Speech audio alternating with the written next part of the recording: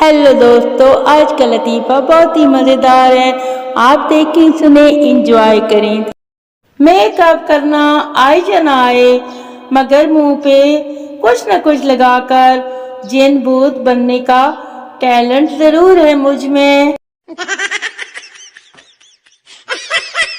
वो पूछना ये था कि जब भी कहीं जाना होता है तो ये पिंपल्स को कौन इनविटेशन देता है। मेरे दिमाग का भी क्या कहना, 20-20 साल पहले के वाकयात याद रहते हैं, मगर 2 दिन पहले की कहीं रखी हुई चीज याद ही नहीं आती यार। पता नहीं क्या मसला है मेरे साथ ये। एक मशवरा देती हूँ आपको, कजन के नाक में दम करके रखो आप लोग हमेशा, ताकि वो आपका रिश्ता गलती से भी ना मांगे। फिर घर वाले ना आपकी पसंद की शादी पर राजी हो जाएंगे। कैसा है मशवरा?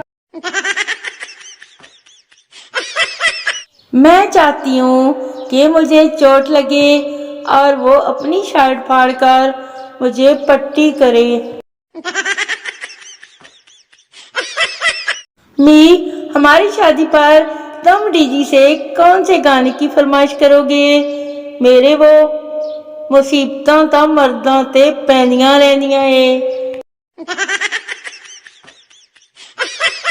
आईने के 100 टुकड़े करके हमने देखे हैं, फिर क्या अम्मी से कुट खाई और खुद ही इकट्ठे करके फेंके हैं। आईने के 100 टुकड़े करके हमने देखे हैं।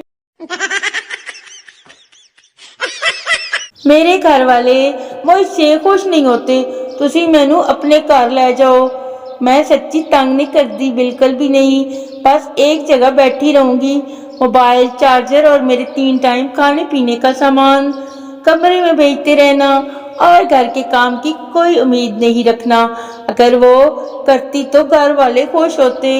इतनी सियानी औलाद कहीं नहीं मिलनी।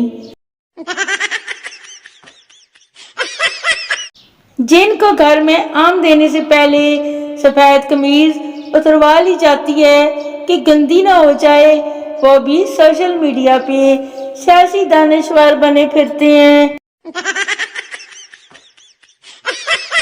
बैंक में डकैती हो रही थी। डाकू एक आदमी के पास आया और पूछा, क्या तुमने मुझे डाका डालते हुए देखा है? आदमी, हाँ मैंने देखा है। डाकू ने उसे गोली मार दी। फिर डाकू दूसरे आदमी के पास आया और पूछा, क्या तुमने मुझे डाका डालते हुए देखा है? आदमी, नहीं नहीं मैंने नहीं देखा, लेकिन वो सामने मेरी बीवी खड़ी है, उसने देखा है।